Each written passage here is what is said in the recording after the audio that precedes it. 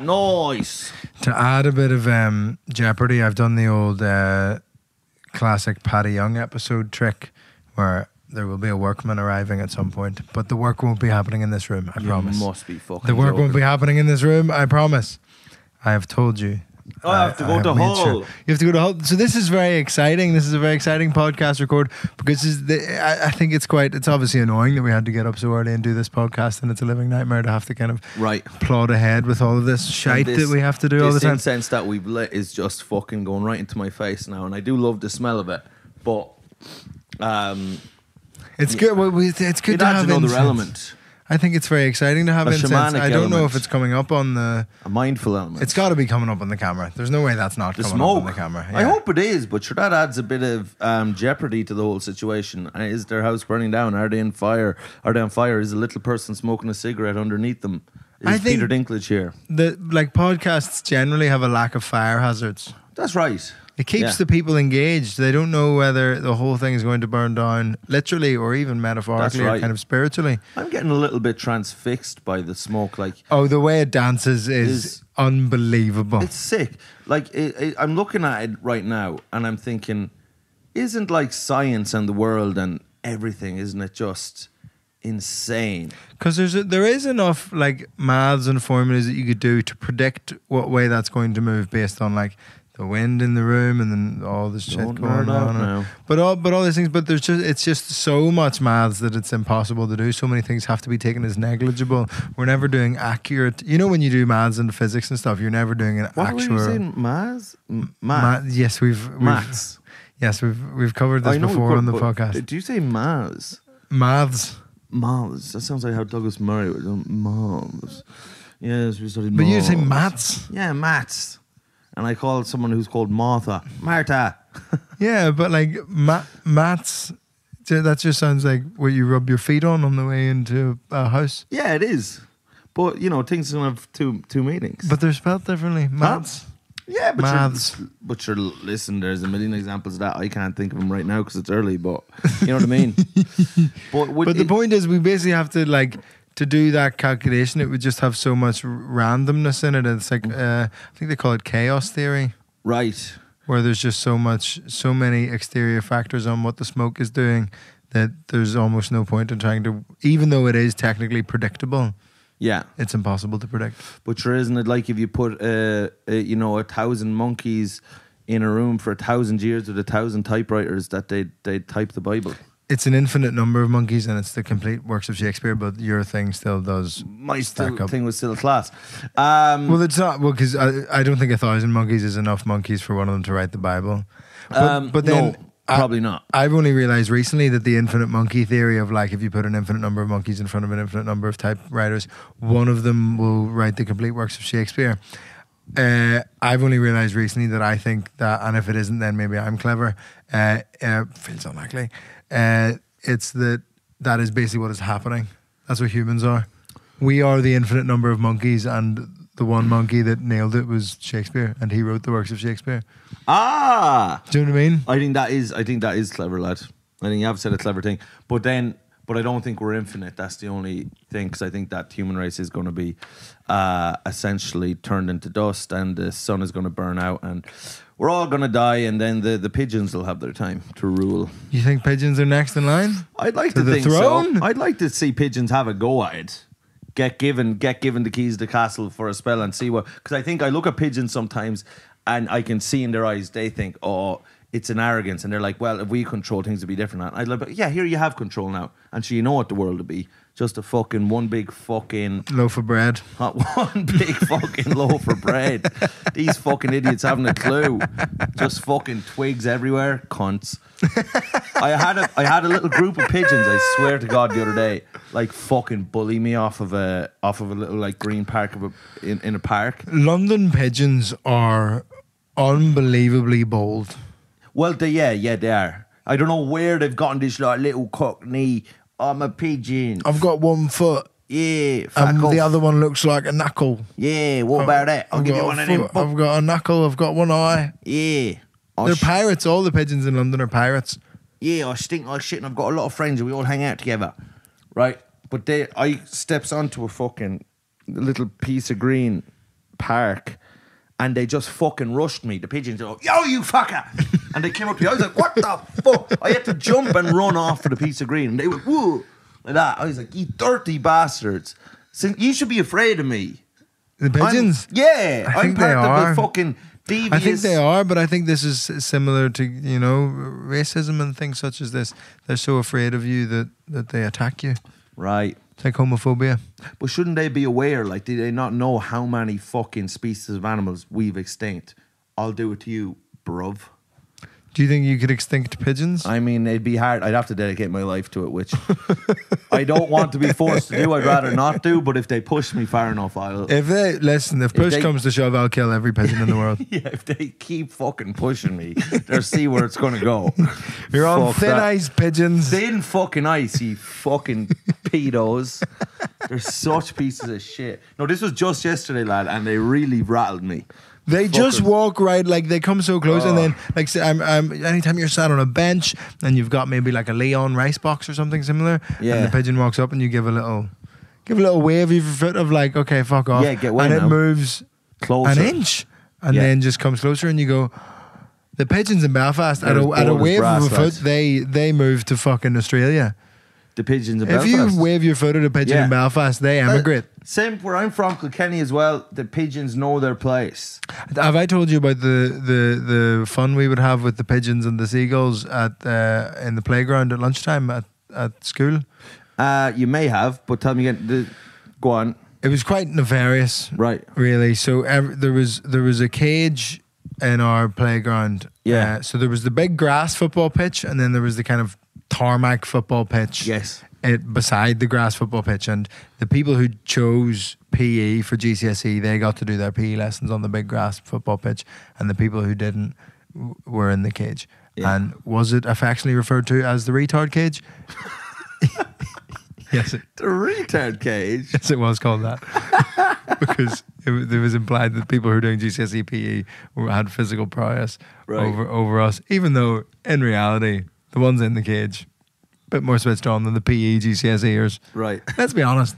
Yeah. You're doing PE GCSE? Yeah. Get your shit together. Yeah. But you're no better than a pigeon, mate. But in the retard cage, we would all line up around the edge of the cage, right? Can you tell I've dropped my agent and I'm saying the word retard again? So towards the end of the lunchtime, we would all line up around the edge of the cage, all facing inwards, right?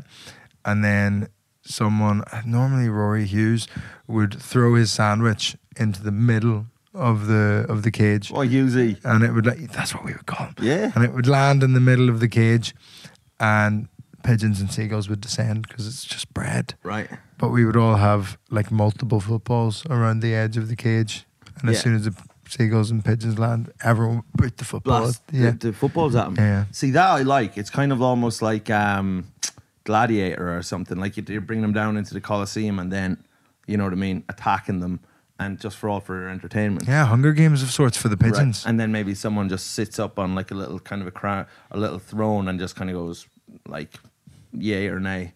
Let the pigeons live. He does that. I've only seen the clip of it of Joaquin Phoenix doing that, but he does do it in a kind of weird way. Like his thumb moves down. Well, do you know what I mean? Because normally when you do a thumbs down, your whole fist is sideways, but he kind of does that. Well, he wanted to shag his sister in the film. He was an odd character, so you can't really. He didn't play by the rules in any way, shape, or form. But he was essentially a coward, Commodus, fucking pale, fucking incestuous coward. I think I would like as part of this podcast, I think if every week, because every week inevitably there comes a point where you mention a film that I haven't seen. And Gladiator, I'd probably mention, I would say, upwards of 15 times on this pod. That's a low ball estimate. And you continue not to have seen it. So this is mad. This is my plan to give a bit of narrative structure to the podcast and a bit of kind of a hook to keep the folks at home engaged. I think you pick one every week and I have to go away and watch it. That would be so class. Should we do Gladiator? Gladiator this week, yeah. Okay. Get that watched. Get it in. Sick. Oh, this is such a fun game where I have the power and you do what you're told. I love it.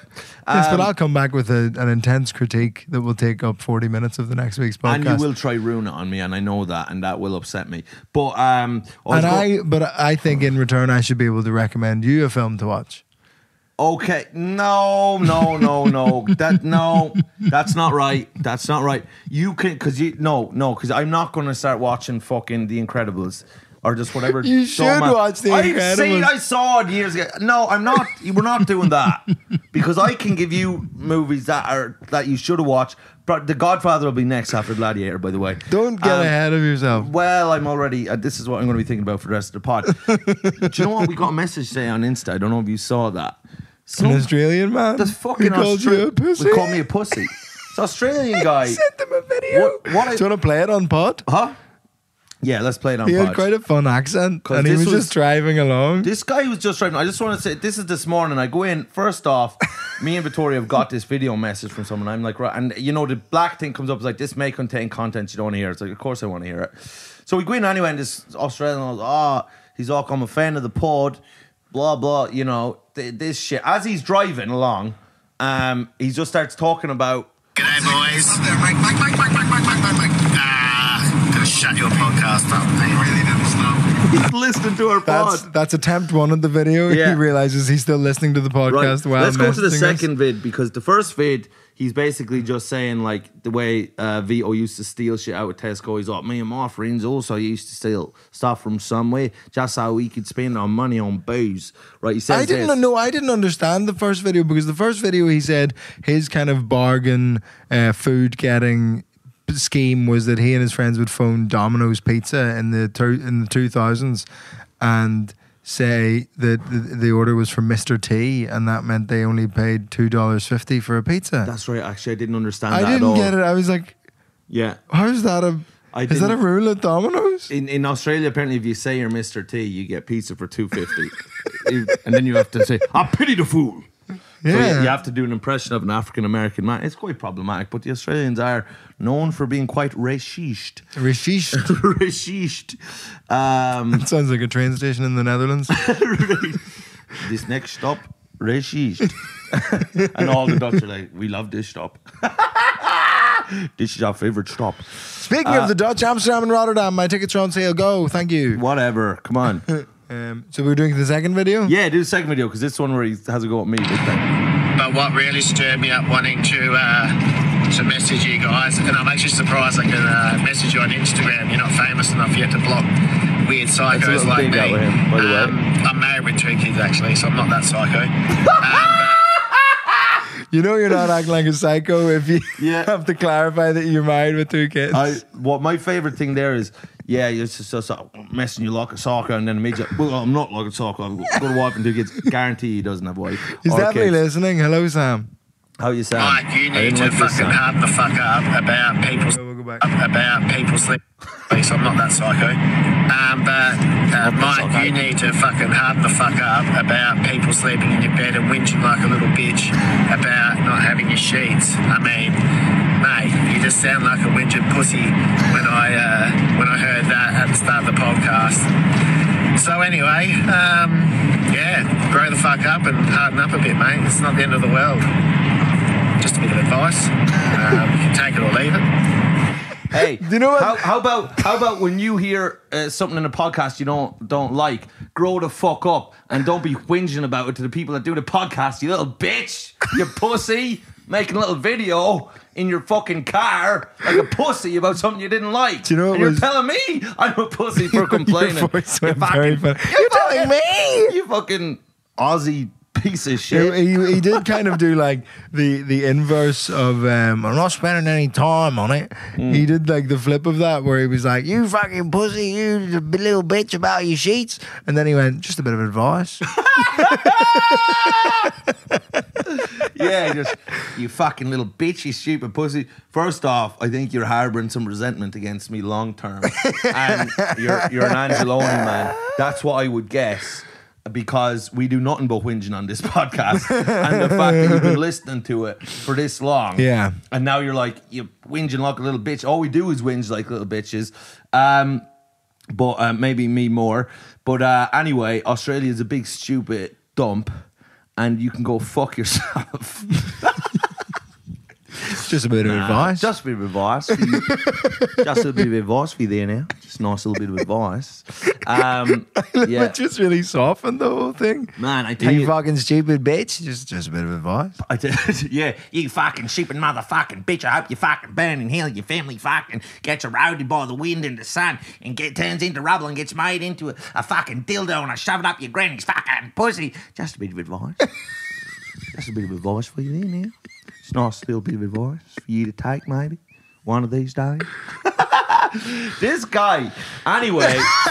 Mike's taking this so bad. Fuck you, brother. I was on He loved my Tesco scheme as well. Oh, he loved it. He loves your little autism me. stuff. And then any of my emotional whingery, he's like, you little fucking bitch. Although I think part of the problem with this is, and it's because Australia is a very warm country, they don't have duvets. So they're thinking you're just lacking like a thin sheet that would be on top of you in Australia. I have no way to sleep. I hadn't slept. I had been from Berlin. I come home. I've lent people my bed, and now there's nothing on my fucking bed. It is a little bit of a boundary cross. But I think it's because they don't have duvets over there. Right. They just have sheet like a couple of just thin like linen sheets because it's warm as all fuck. Right. Do you know what I mean? So like just a couple of those. By the that would be idea of so racial easy. prejudice. Exactly.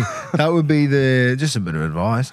And then, Just a little bit of advice for you there. I think the Aborigines should fuck off. Just a bit of advice. A little bit of advice from me to you. From me to you, Captain. I'm not spending any time on it. Just a bit of advice. Yeah. I think all the guys should be gathered up and thrown into a fucking oven and burnt and made into a fucking beef stew, and then I eat the fucking thing. Just a bit of advice. Just a bit of advice. Just a bit of advice. Just a bit of advice. Yeah, a wife and 2 kids. Fuck you, brother. Fuck you and your family. I don't. If Sam's wife listens to the podcast, you should leave him. Just a bit of advice. Just a bit of advice. There for you now. Fuck you, Sam. Didn't like that, brother. I didn't need that. First thing in the morning. I liked it. I'm pro Sam. First thing, you're pro. If he did it to you, Sam, I'd suck you off myself. But you don't come at Mike that early in the morning. I was looking at it on the way walking up here, and I was just like, "You dirty bastard! You piece of shit!" I like the way he was like, not famous enough to not read your messages, and I was like, hey, I don't read all my messages, and I was like, I am reading this one, and I do read all of them. Yeah. So let's just fucking. Sometimes people will say, it's funny because they'll like reply, they'll like message you something, and then like you might reply to it, and they just, oh, I can't believe you replied. They're like as if you're a fucking loser for replying. They're like, are you gonna do a gig in Rotterdam? And you're like, yeah, it's on sale soon. They're like, I can't believe you answered the question. And you're like, it just popped up on my phone, and I went, oh, I can answer that right pretty easily. Yeah. But should we just stop? Should we have an embargo? Right. What's that? Is that's my phone being rang? Is it? Yeah, it is. What the fuck? Answer it on pod. No. Answer it on pod. No. Who's it gonna be? Mike's phone is ringing, and we don't know who's ringing him. It's Sam from Australia. He's ringing you to tell you you're a bitch. Oh, answer it. No. You can't hang up on your mother. You can't hang up on your mother. Oh, Mike's mother on the phone. Hello, babe. Well, babe, I'm just recording a podcast here at the. I'm just recording a podcast here at the minute, babe. What, lovey? I'm just recording a podcast here at the minute. Okay, that's all right. Go on and have a good tour. Keep in touch. Yeah, love you, babe. Love you, darling. Bye. Bye. Yay! Yay! Have a good tour. That's so lovely. Oh, my mother's an angel. I was just phoning you because it's the first day of your tour. My mother's an angel. Well, I was saying that like that's what I was initially bringing up in the podcast. That this is quite an exciting moment because this is your first big solo tour, Mikey. That's right, lad. Doing my first big. And how are you feeling? What are your hopes? Oh, what are your wishes? Ooh. What are your fears? Okay. Hopes for the tour. Hope that I can remain mentally healthy and not have. I think you need to set realistic goals. Just a bit of advice. Just a bit of advice. Just a bit of advice. You fucking pussy, stupid fucking cunt. I hope you get fucking eaten by a wolverine in the fucking desert. Just a bit of advice.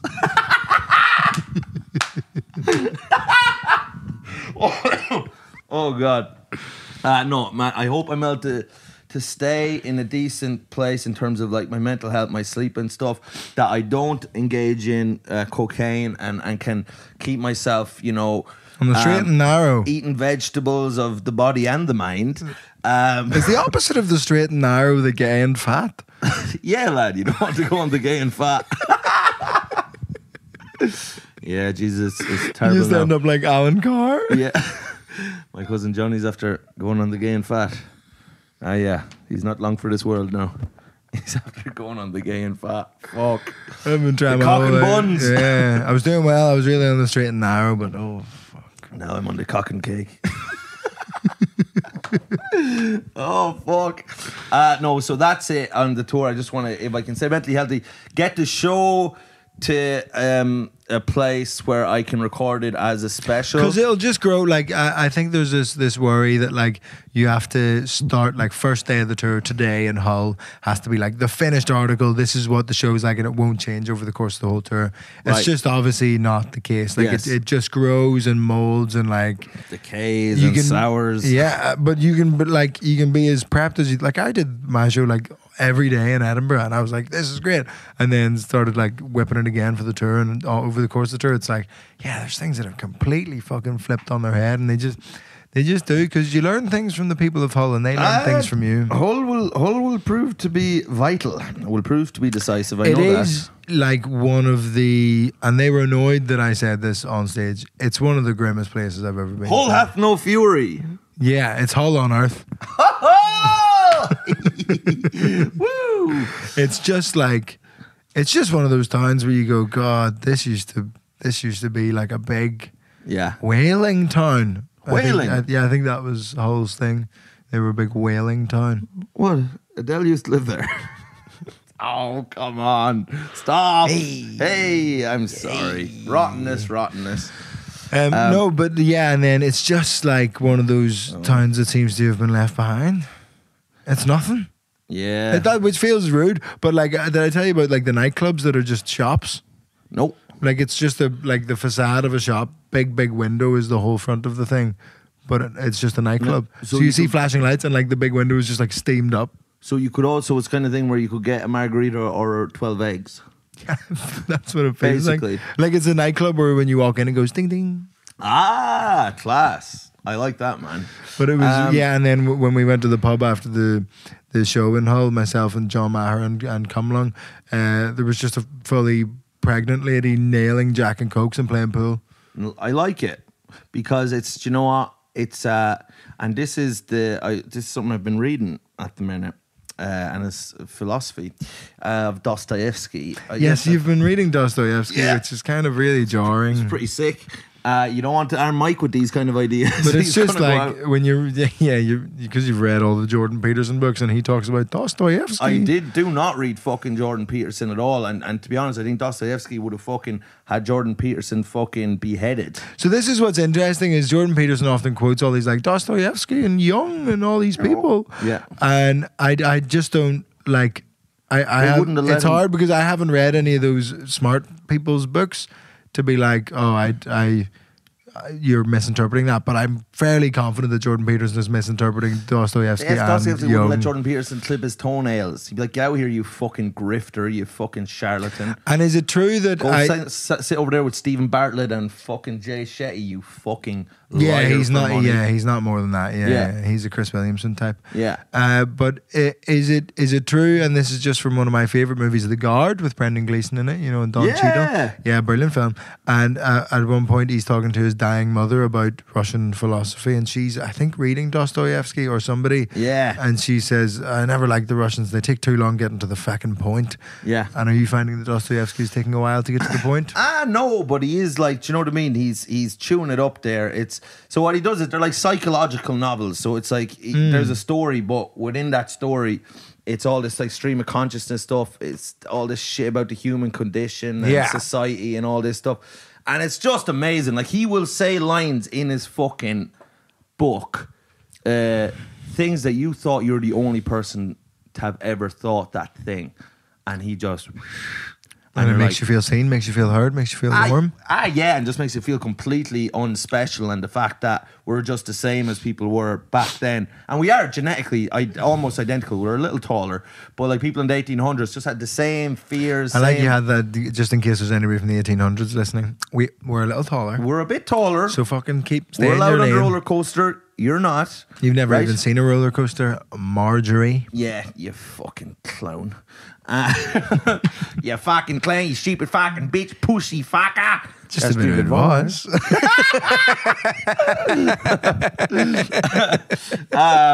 So, but so one of the things, so this girl in Hull, right, with the JD and Cokes playing pool, one of Dostoevsky's things is that, like, humans, like, what makes us human and not like fucking animals, as he says, a key in the piano, is that despite the fact that there's all this, we have reason, rationale and logic of what's the right thing to do, you'll do this, you get these results, do that, you get the other thing, but that there is something inside humans, something that just inside so strong. Go on. Exactly, and that's where the song comes from. But there's something From inside Dostoevsky, yeah, he was the original. Something inside so strong. The will of the people. Will of the people.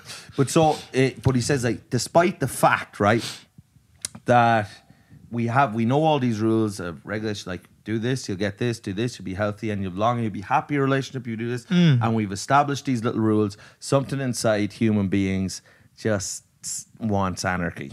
No. I'm going to do the thing I know is fucking wrong because I can and I have free will. Now, there's another argument that we don't have free will. That's another scientific argument. But that people just want to just go, no, fuck it. Yeah. I'm going to have this fucking thing right now. I'm going to do the exact wrong thing. I know the right thing and I don't give a fuck. Fuck it. Yeah. You know? It's very kind of strange that we just tend towards that, and there's all these things that we should be doing that we're not doing, and it's just like, I mean, we were recording yesterday, and I was like, I'm being much better at not being on my phone, and then I woke up this morning and was like, I just thought about you this morning, you and your phone, and I thought, because of course you were famous for your subtitling shits, and you're kind of like, you kind of like, for people who wake and bake with weed, you kind of wake and subtitle is kind of your way of getting high in the morning. But that, because I thought of you kind of coming around in the silence. No, to be fair, I haven't been doing the poopy subtitling in quite a long time. Poopy subtitling. Good God. The shit-ridden subtitling. Yeah, I haven't done that in a while. It's more on transport. I think that, so with that stuff, I just think we got to have the phones outside the room. The phone is like the ring in Lord of the Rings. But my new thing at the minute is phoneless poops.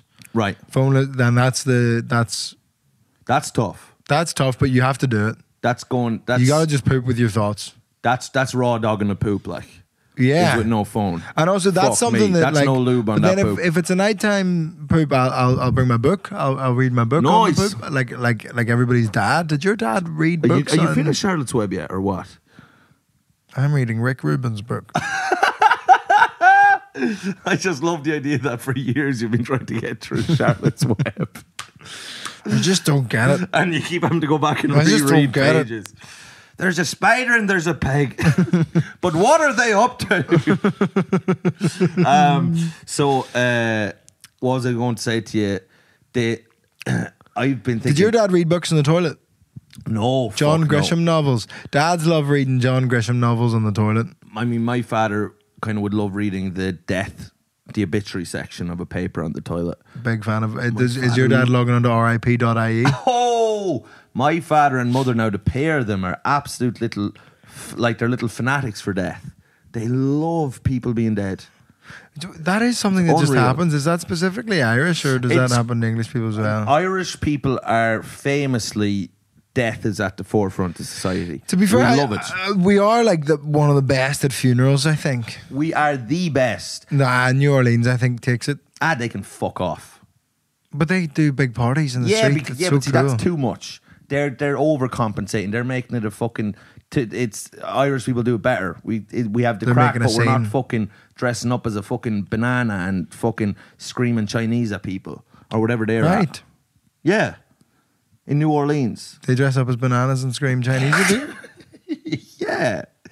That's so racist on so many levels. They sing the bananas in pajamas song, but in Chinese. Bananas. But think it's doing in Chinese though. Bananas.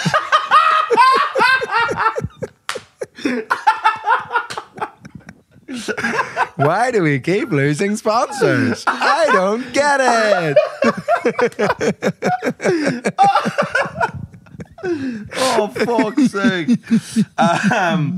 But no, the Irish do. As my father says, my father hates weddings, hates them. He thinks they're just hell on earth. But he loves the funeral? Loves it. Wow. Loves a funeral. I think I like both. Do you think there's two types of people in the world? There's two types of people in the world. There's wedding people and there's funeral people. Who do you which do you think you are if you had to be a wedding person? Or if you could only go to weddings for the rest of your life or only go to funerals for the rest of your life? You can also go to other events, but like you either lose weddings or you lose funerals. I'll be honest, I think that I'd probably go to weddings. Like, I mean, funerals, because if you're going to funerals for the rest of your life, it is, like, a lot of them are going to be, heartbreaking. But there's everyone you know is going to die. There's something invigorating about the sadness, isn't there? Well, you can feel so intensely. Me and my brother Pa were on the phone the other night, and we were talking about like why do we love like sad movies about Japanese women who die of cancer and stuff. My Neighbor Totoro? No, that's the cartoon about the big fucking. But there is a Japanese woman in that who is dying of an illness. There is too, yeah. But she doesn't die in the end. She doesn't die in the end. Spoilers. Just be advised. If you were hoping for a kind of Pearl Harbor-esque ending to that film, the Japanese people all survive. Boo. But not a fan. But we were saying, like, we love watching like a sad movie. Like, why is that? And I think it's that routine and life and going from one stage to the other and can kind of deaden you a bit to just emotions, because you just kind of get through things and you're slogging through. And if a piece of art or something like that, or the death of a loved one, can like a film or the death of a loved one, similar vibes. Yeah, similar vibes. But if they can get you to a place of like deep feeling and connect you to your sensitivity and the kind of the sad inevitable fucking tragedy of life and these things, that there is some, because deep down we know all that stuff anyway. We know we're all going to die. We know our parents are going to die. We know this stuff, but we're always just pushing it down and eating a fucking, ham and cheese toasted sandwich with a few crisps, and we're trying to put it to the back of our mind. You know what I mean? If you're in New Orleans, you dress up as a banana and you scream at people in Chinese, whatever it is, you're trying to put that shit, keep it down. Yeah. And then you're at, the funeral, or you're at the sad movie about the Japanese woman with piles, and it's like, this is reality. This is what life is, the thing. And you get cracked open. You're raw dogging life to the stuff you knew anyway. But then if you walk out of that movie theater or away, I mean, listen, if you lose a loved one, it's obviously a completely different, more intense thing. But just say a sad movie, you come out of the cinema and say you shed a few tears, and suddenly everything in the world, because your sensitivity has been awoken, is a little bit sadder but a little bit more beautiful. Well, it's just you're opened up and exposed to the feelings of life, right, both positive and negative. You're just like, I had that last night. I went to see Alfie Brown's Work in Progress show. Whoa. And it's a very open and honest and frank show about a very difficult year that he's had. Yes. And with bereavements and cancellations and all of these things. And just like, I had that real feeling afterwards of like, being so exposed to everything. Like when someone said BB was there and she was like, oh, it's so cool, your tour is going so well. And I was like, oh, this is so nice of you to say. Did you start crying? No, I didn't, but I was like, why is that feeling, why am I feeling so much? Normally if somebody says well done on the tour, you're just like, oh, thanks. Right. But I was just like, the art had exposed me to the world, and I was like, I don't like it. Right. I felt like I had my seatbelt off. See what you needed to do there, straight to the Jackson Hour subtitle and close it all up. That is Close it all because in. you can't actually live life as emotionally exposed as you could. Because you'd cry every time you saw a homeless person. Yeah, you cannot, that homeless people on the street, they have to become what's known as simulacrum. So it's like you're seeing them, but you're not really comprehending. That's one of Blind Boy's words that he uses. Huh? A hyperreal simulacrum. Simulacrum. Yes, it's something from some fucking, it's real art. It's real fucking film, academic you study. can't connect with it on like an authentic level. Yes, that's academic. Because the reality of the fact that those people don't have houses is so horrific. Right. That you couldn't possibly just be like, fuck. Every time you walk by, it's like fucking 10 times a day in London, you just be like, fuck. Right. That's awful that they don't have somewhere to live. That's right. What the fuck? So, and just like the idea of death and that everyone is going to die. Like, life is so inherently tragic, and we're the only animals on the planet that have an awareness of our own death. Maybe dolphins or pigs, they're kind of smart as well, but I don't know if they go that far. I never see a pig have a funeral or anything. You're really lumping pigs in where they don't belong here, I think, but okay. Well, no, the pigs are fucking be playing Sudoku, and they kind of, and chess, and they be kind of, have little think tanks and stuff. The pigs are smart. You've been reading Animal Farm again. I have read Animal Farm this year, but the pigs do have, they would have a little bit of, a little bit up here now. I was listening to something on the radio about whether animals can enjoy things, or they have positive emotions, or they enjoy playing. Like animals just generally, do they enjoy playing? Because the experiment they did was they had a hamster wheel. Yeah. And obviously hamsters run in the wheel, but they were questioning whether that's because hamsters want to run, and when they're in a cage the only chance they get to run is on the wheel. So they put a hamster in a big field, but it had loads of space to run about, and they put the wheel in the field, and the hamster still went on the wheel because it was fun. And then they just put a wheel in a garden, in the wild, to see if any other animals would like to play on the wheel or just go for a run. And hundreds and hundreds and hundreds of little frogs on the wheel and all that stuff. Because initially they put food. The frog was on the wheel. The frog was hopping along the wheel. Ah, for fuck's all sake. sorts of stuff, and bugs and stuff would do it. And all the animals were just wee, the little fun fair type thing. And they initially put food to kind of attract the animals to it, so they could check it out. The wheel is just line up. You got to be this height to come on the wheel.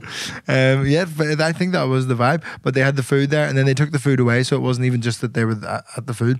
And mice and all sorts of wild animals just enjoyed just running on the wheel. I love that. I mean, I could tell. I can only speak personally from experience. I've only ever been good friends with dogs, like my dog Queen Maud, who'd be a close associate of mine.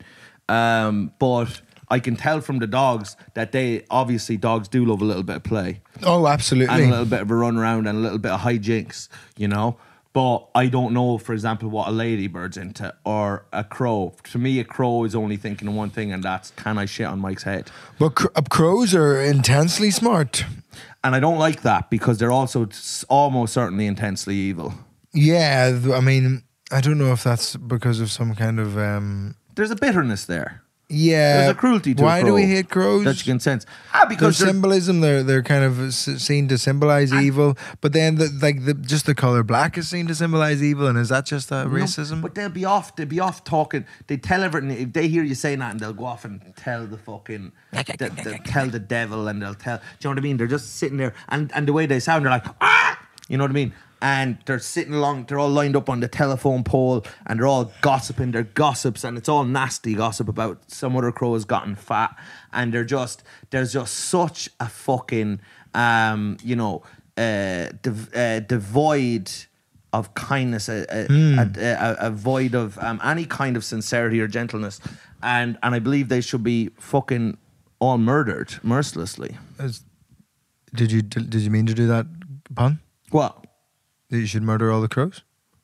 No, but I did it, and that's all that matters. Do you know what the pun is? Nope. Do you know what the collective noun for crows is? A murder of crows. Yeah. Fuck! Hey! I bet somewhere in my subconscious, though, I did know. Yes, 100%. You know what I mean? 100%. It's hard to know. You're working on many levels. That's right. Oh, I think you often don't know what you're doing. Are you talking about me? Yeah. Let me ask you this now. I often don't know what I'm doing. Jesus, so we were in Paris on the weekend, and just for a little trip, just for a little bit of a good time. I will say this, and this is what I was saying to fucking Jamali there a bit earlier. Paris, I'm there in the middle of May. Buy tickets. Yeah, come see him in Paris. So we went the first night we were there the Friday night, right? And we get in, we mill around, we meet Ramesh's friend. She's a legend. We're hanging out. We have a couple of drinks. We're hanging out down in the city. Then we go for dinner. We get some dinner. We pay £100 for a bit of beef. Brilliant, delighted with that. And but it's good fun. I have a big, excuse the pun, beef with dinner in general. I think just dinner is the biggest scam of all time. But anyway, I'll talk about that. Like eating out, like restaurants? You think they're just like stealing a living? Just, you know what? I think them quite a lot of the time. I do think I could have made that. Yeah. And I know how much things cost. Right. I know how much chicken thighs cost Nando's, and it's not this much. I just think the idea of like an activity, like to go out for dinner, particularly if you're on a little holiday away. For one thing, right, and then we'll go out for dinner tonight at the end. And it's like, well, we've already eaten out twice today. We've already done that activity. Now we're just going to do it again and pay more. And we're just sitting down eating for 2 hours. Let's get a kebab quick and go to a sex club. Let's have fun. Do you know what I mean? Like, let's have an activity. Like, this whole thing that, like, the dinner is the activity. This is what to I me like. Is bullshit. This is what I liked about Athens. There's always just like a gyros van, just like bang. Yeah. And it's like €3 and you're more full and tasty than you've ever been. But it's this thing of like, oh, let's get dressed up and go to dinner and just sit there and 2 hours of pretend we're something that we're not. Yeah, and we're just sitting down. Like, we've already sat down and eaten food twice today. Yeah, and it's also like this is the 6th hour we're doing that now. The benefit of dinner is today. like sitting across from someone and like having good conversation. But if you spend the whole day together already, you just sit at dinner going, that's right. We've been hanging out all day. It's something like, let's have a dinner and catch up on what's happened. We've already caught up. We've done nothing but catch up. It's been 90% catch up the whole day. Nothing to catch up on. We're just together. It's fucking Heinz catch up. We've spent every waking moment together for the whole holiday, and you're just supposed to sit at dinner going, yes, it was nice earlier, wasn't it? That's right. This is what I'm talking about. It's fucking horseshit. Now we're just gonna sit here and fucking. We've already talked about everything we could possibly talk about today, and we talk every day anyway. And now we're just going to sit here for 2 hours and just have to, because we're spending fucking £70, we have to go, this fucking theatre about the fucking piece of sausage I'm eating. I can eat sausages at home. Let's get a kebab and go to, go salsa dancing or something. Or just do something. Let's consume something. Yeah. Art. Or go see a film or go see a film, go see a show. Yeah, go to see a band. Yeah, go to a fucking, an underground political meeting. Or even if it's something quieter, it doesn't have to be like mad stimulating the whole time. Sit on the beach and listen to the waves, or like, like taking people watching is grand, but like in a restaurant, like you're just kind of you're so dialed into the other person. Yeah. It's a bit much. It's too much. I'm delighted now. And you're not the first person, because I had this word with a friend of mine as well. He was on holidays, and I'm like, do you get just when you're at dinner at night and you're just 2 more hours of just sitting there? Is that not a fucking, like, a complete... It's a racket. Everyone's living in the pocket of big dinner. It's big dinner has us all fucking wrapped around its finger, and we've been told this is what we should do. And we drink the wine, and isn't this nice wine? Wasn't that dinner lovely? I guess it was. But you know what would have been fun? If we climbed up a tower and fucking slingshot stones at pigeons. Or, do you know what I mean? We're back on the pigeons. Back on the pigeons. I want them fucking gone. Because they have been trying to intimidate me in my own fucking neighbourhood. I think this is part of Mike's tour, is just that he's going to try and kill all the pigeons across the UK and Ireland. Oh, lad, I'm going to just like slow, just... jump. It'd be hard to get the purchase on a pigeon head to snap the neck. I think it would have to be like a... I surely told you about Mao Zedong's battle against the birds in China. And this is Chairman Mao? Chairman Mao. But Mao. you're refusing to give him his title? No, I wasn't actually. I'm a fan of Mao. We have his little red book, like his manifesto in our house. We have a Scottish Chinese man living in our house, Scott, who's a good man, and he's a big fan of Mao. Especially when he gets drunk, he gets very pro Mao. But so Mao Zedong, if you don't know, leader of China. Mao Zedong, the communist leader of China from like 1949 to Duck like say quack. 1980 something. Dog say woof. Huh? Dong say woof. Mao say dong, cow say moo, duck say quack, Okay. dog say woof. I mean, that's yeah. Yeah, you're having fun. This is a bit of advice for you. Yeah, just a bit of advice for you. But so anyway, Mao at one point anyway, all these millions of people were dying of famine. You're starting to hate the incense smoke, aren't you? A little bit, because it's kind of it's starting to have a go at me a little bit. It's starting to lean into me and try to fucking tickle my chin a bit. And I'm like, get the fuck back. You're who have you been talking to? The pigeons? Fuck off. So he's after taking sides with the pigeons, the smoke. So the last thing I need now is the smoke and the pigeons getting together and fucking waging war on me. If the smoke and the pigeons came for you, by the way, great band. Smoke and the pigeons, yeah. Wonderful early 80s punk band. But so Mao, anyway, so everyone was dying of starvation. And of course Mao was saying that they're not, because people would be like, they'd be like, Chairman Mao, everyone's down in starvation. He'd be like, no, they're not. And they'd be like, okay. They all look fat, actually. Yeah, they're all fat and they're all doing great. But so anyway, so he decided he had no more political opponents to blame for what was going on in China. Is this because he killed them all? He would have had a lot of them killed, yeah, and made into sandwiches. And then he realised, oh no. Yeah, sent them to New Orleans to dress up as bananas. But so, yeah, he would have killed a lot of them. But so then he had no one else to blame. So this is no joke. He blamed the failing agricultural policies of China on the birds. So for a full year in China, they killed all the birds. So all the birds were just dead. All over China, you're just walking through piles of dead birds. That was his, like, literally government policy was to kill all the birds because the birds were conspiring to eat the crops. So to take them from the other people. I'm not joking. And then because they killed all the birds, what they hadn't realised is the birds were eating. I love like when dictators start to like scramble. Yeah. And they're just like, well, whose fault it is? Oh, it's the other politicians. All the ones who died under suspicious circumstances. Yeah, no, well, it can't be them, can it? Yeah, well, then whose fault is it? He's just looking out the window. These fuckers. I reckon it was these guys.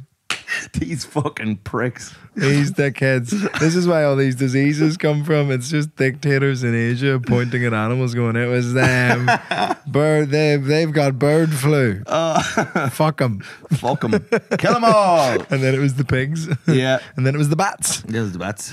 But anyway, what they didn't realise, the birds have been eating the pesticides or whatever, the bacterial little things that would kill the plants.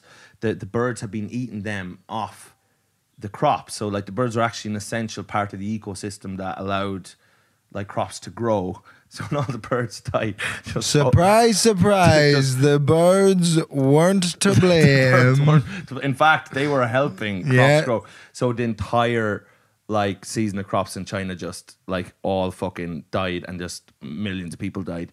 And then Mao was just kind of like, the cats. He's like the old woman who swallowed the fly. Wind. He's the old woman who swallowed the fly. He's just like, you know, the old woman. There was an old woman who swallowed a fly. I don't know why she swallowed a fly. Perhaps she'll die.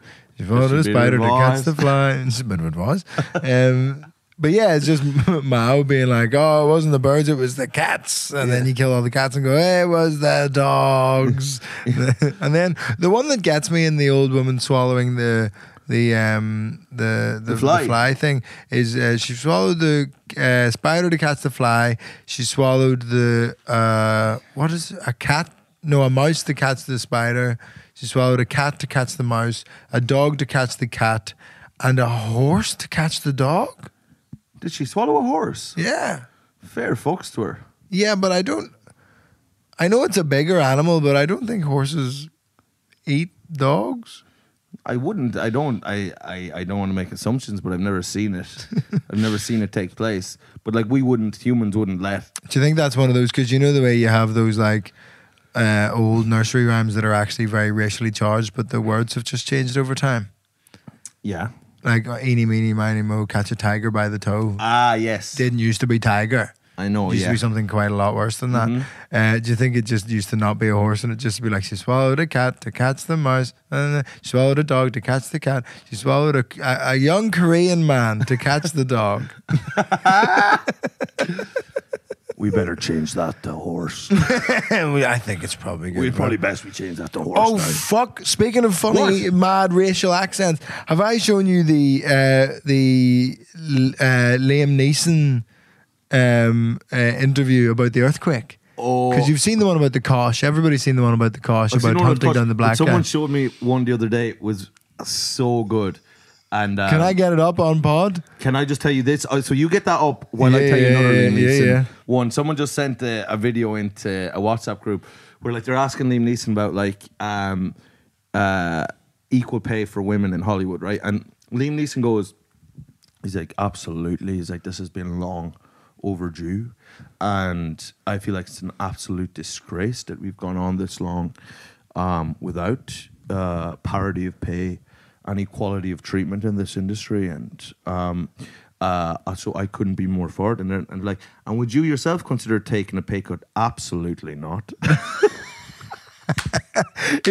I think like, is Liam Neeson just playing the long game of like just it's one big bet? He's just on a spoof, like I think just the whole time he says so many mad things and pisses himself all the time. Have you seen this? Oh yeah, there's so many pictures of him just like just steaming and has pissed himself. He's one of the biggest queer hawks on earth right now. Yeah, he's absolutely crazy. He's as cracked as a bag of spiders. But have you seen this interview? So this is the one where he tells a story about the earthquake in the hotel. Let's play it on. I mean, it sounds like an incredible shoot, but there was an earthquake during. That must have been quite terrifying for yourself and all of the cast members. Terrifying. I was in a hotel on the 19th floor in the morning, and the building shook. I'd been in an earthquake before in LA. For some reason, it was different. I got under a doorway, because they all say, get under a doorway. And as I was standing there in the room shaking, I thought, this is crazy. So I got my passport, went out into the hallway. And the hallway was going like this. I'm not exaggerating. And there was a little lady dressed in black, who was the manageress of that floor. She was knocking on the doors with her clipboard, checking the rooms had been cleaned to the right perfection, all the rest of it. She turned and saw me like this up against the door. And she said, no problem, no problem. I be here 20 years, no problem. That was it. But it was scary.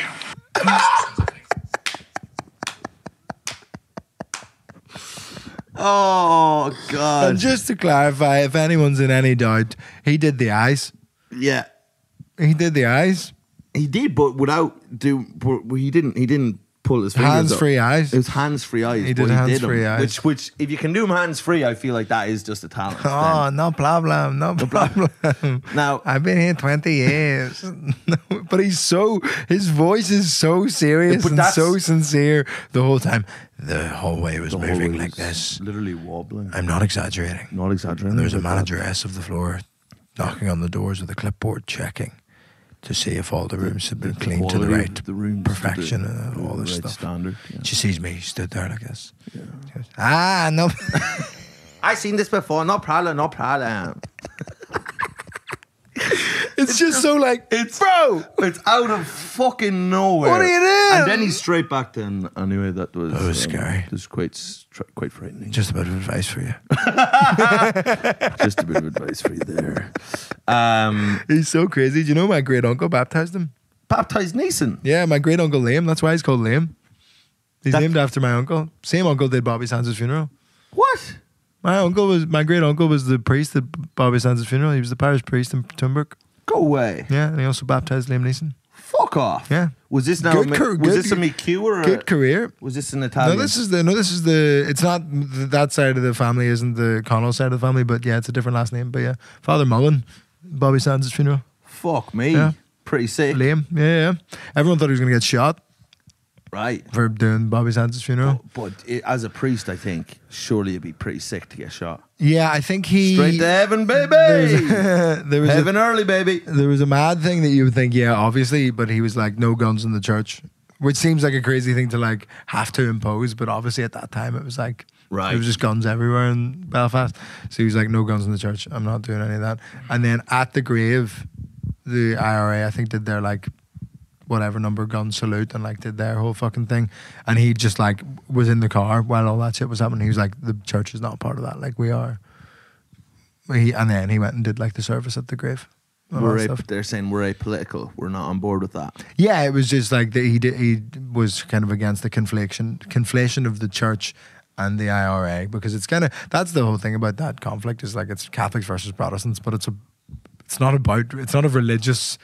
Do you know what I mean? It's not like religious sects fighting against each other. It's entirely political. Yeah, it just happens to line up pretty aggressively accurately with believe religion. in substantiation. Yeah, that's not what the bombs are about. No. Do you know what I mean? It's not that. It's just a signifier, isn't it, for nationalist and unionists? Yeah, 100%. Like the nationalists happen to all be Catholics. Yeah. And the unionists happen to all be Protestants. So if you meet a Protestant, they're more than likely a unionist. And you meet a Catholic, they're more than likely generally Republican at that time. Like, as in, or at least more likely. And there's more Protestants leaning towards kind of the Ra. United Ireland. Maybe not the Ra. Were there Prods in the Ra back in the day?